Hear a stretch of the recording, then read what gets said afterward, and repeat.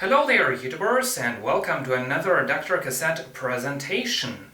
Well, today we're going to look at a tuner and amplifier combination, the Grundig RT100 and SV100. Now, I found these two components at the dump.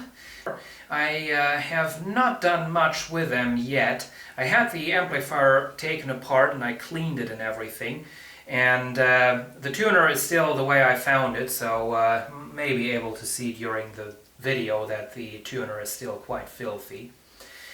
Now, unfortunately, these components are going to need some more service. The amplifier is going to need new capacitors, possibly new transistors. Going to get into that in a second. I have not had the tuner taken apart so far, so I don't know anything about that. But anyway, let's go ahead and turn the two components on, because that's the one thing we can do. Nice solid click from the amplifier, a red power light comes on. And there it goes, turns on the speaker outputs, and you may be able to hear this crackling noise. Sounds like playing a dirty record. Yeah, you should be able to hear that. That is the problem this has, and going to explain that a bit more in a second. The tuner does seem to work. I do have the silver insert for this tuning knob. This thing unfortunately is missing. But we can turn that on too. Nice click. And there you can see it, and these are really some light shows. This tuner, as you can see, it has tons and tons of nice incandescent lights going on. I'm going to give you a close-up. Now, let's just see. Now, right here we have a button where I don't know what it does. It just cuts off audio and makes the tuning circuitry go a bit weird. Here we have our 5 FM presets. Geladen hier auf den Brauhaus. Thomas de Maizière. Einiges los immer noch auf unseren Straßen. This thing here controls the auto frequency control. You can see that the color of the window is changing as I turn it. We press it, it switches over to the big dial right there, which is up here. This is the FM dial, and so you can see we do have a center tuning, which unfortunately seems to have one of the lights burned out. There is our field strength meter. I think that's supposed to light up too, but it doesn't. FM stereo, obviously. We have a muting. We do have an AM bandwidth selector, wide or narrow, mono switch, you can see. Then we have the band selector. We do have, this is off right there. This basically cancels the selected band. And we do have two shortwave bands. So very, very good for tuning in weak stations. This, I don't know what that does.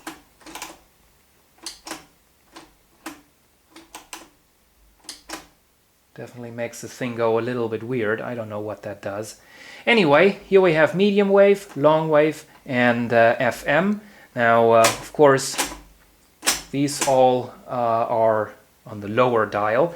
And this is cool. So you can see the tuning knob. They do have some sort of a mechanical coupling going on there, because in the AM modes, this thing controls the lower dial, and FM mode, it controls the upper one. Very, very nice setup. I hope I wasn't blocking that and my battery is empty of the camcorder. That's kind of silly. Anyway, so that is basically the tuner. Okay, here we have one thing. This is another case of much nicer names than what we have nowadays. This is a shortwave fine-tuning, but Grundig calls this a Kurzwelle Lupe. And translate that, it means shortwave magnifying glass. What a nice name is that. Anyway, so that's basically the tuner. Of course, made in Germany. You can see it up there. Let's take a close-up look at the amplifier, and as you can hear, that is crackling quite badly right now. Now we do have the power switch right here. We have two phono inputs, phono 1, phono 2. We have an auxiliary input. On the back there is a switch. You can turn the auxiliary input into a microphone input. Tuner. We have a tape, and this is the mono switch. Have stereo headphone jack. Of course, made in Germany, once again.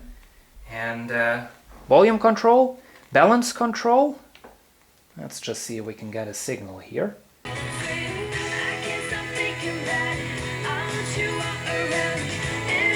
Bass control. Very, very effective controls. Treble.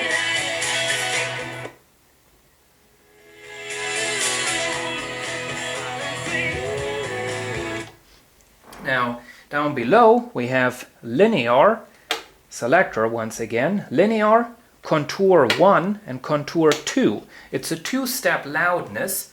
Linear is of course linear, contour 1 is a slight loudness, and contour 2 is a very strong loudness. Moving on, we have a monitor switch for the tape input, and then finally we have a high filter and a rumble filter. And that's basically it about these two components. They do both need some more service so that they can work again properly. But let's go ahead, turn them off, and take a look at the back. And here we have the back of the system. Let me pull out the antenna because that is blocking a lot. I do have a converter box to go from 75 ohm coaxial to the old DIN antenna connectors. So you can see everything is DIN jack based. We do have a sticker on there that doesn't belong there. There were also a bunch of stickers on the amplifier, but I already cleaned those off. That sticker is supposed to be there. That's a Grundig sticker. Anyway, so you can see we have the antenna inputs up here. We do have a DIN jack for hooking it up to a tape deck directly. And we have the regular high-level tuner output, or not high-level, DIN output. Have a little window right here, also on the amplifier, that tells you about the selected voltage that it's running on. So you can see the amplifier has some mains outputs right there. Speaker fuses down there. Music power is 40 watts times 2. Speaker outputs has only one set of those. We have a preamplifier output, monitor, tape, tuner. We have the universal and microphone and the little selector switch for that. And then, last but not least, we have the two phono inputs behind there. And I better zoom in so you can see what I'm doing here. Anyway, as you can see, phono 2 you can actually select if you want that to be a magnetic or a crystal cartridge. You do get a choice right there. Here we have the inside of the Grundig SV100 amplifier. As you can see, this is a very, very nice construction, very, very tidy. There aren't very many wires hanging around. If you compare that to Japanese equipment of the time, you had tons and tons and tons of wires. It was very, very complicated to service. Not this one, except for those circuit boards over there. You can access the back, the bottom of all circuit boards without having any problems. Very, very easy to service. So you can see right here we have what appears to be the preamplifier. And this is of course the input selector. This is probably the driver board for the main amp. And the actual power amplifier is behind there. It has 8 transistors in total. Each of these sections contains 2 transistors. As you can see, all nicely fused in case something goes wrong. We have filter capacitors right there, nice big power transformer. These are your internal AC connections. This is the crazy power switch setup. Typical for the for German equipment at the time. They also already did that with tube type equipment. So you can see, as you can see, the actual power switch is right there, and then you have this string running all the way along there, then down there to the front, and down there is the actual switch. So the switch is right there that you can touch, but the actual contact is over there. It's just a very, very crazy setup.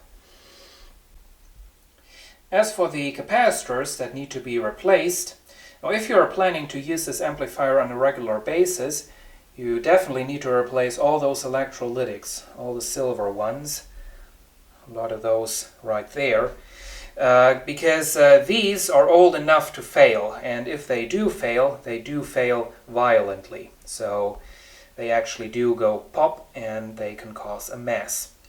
Now, what I expect to be the problem in this amplifier are not the electrolytics, but the tantalum capacitors, such as that thing right there. Those can go weird and cause noises. You can always kind of tell they are those weird full ones. Like down there is another one, the red one with a black dot. Camera's focusing onto the wrong thing. Down, let's see, down there, that thing. Camera still focuses on the wrong thing. And there are some more in here, like, let's see, that one, that one, that one. But anyway, I'm not completely sure. It may also be a bad transistor somewhere. But I don't think this unit is using germanium transistors anymore. Germanium transistors like to have those problems with causing noise. This is the Grundig SV100 with the back panel taken off. As you can see, we do have a lot of 2N3055 transistors in there. Very classic setup. Here we have a look at the extremely impressive wooden case. So you can see they use tons and tons and tons of material on this thing. We have thick metal, we have 2 layers of different wood types. It's all very thick, nicely shielded on the inside, as you can see. And this is a very, very solid construction, and it is extremely heavy. This wooden case, believe it or not, weighs just as much as your standard modern day amplifier. Just this wooden case. These components were made in either the late 1960s or very early 1970s. I'm not completely sure about that. Also, I don't know if this actually was Grundig's very first HiFi tuner and HiFi amplifier combination, or if these two components were actually the follow-up models of that certain combination. Now, apparently, Grundig actually made just 2 of these combinations, this one included. Then they did something rather stupid. They said there is no more market for HiFi tuner and HiFi amplifier combinations. People don't want that stuff anymore. And it took them all the way until the early 1980s to finally realize that that wasn't true. Apparently, Grundig, all the way through the whole entire 1970s, only produced receivers, HiFi receivers. Very good HiFi receivers, but no more amplifiers and tuners, which, it's kind of a fun fact. I read that somewhere doing research about these components. Anyway, that's it pretty much. So, thanks for watching. Hope you've enjoyed this video, and see you again soon.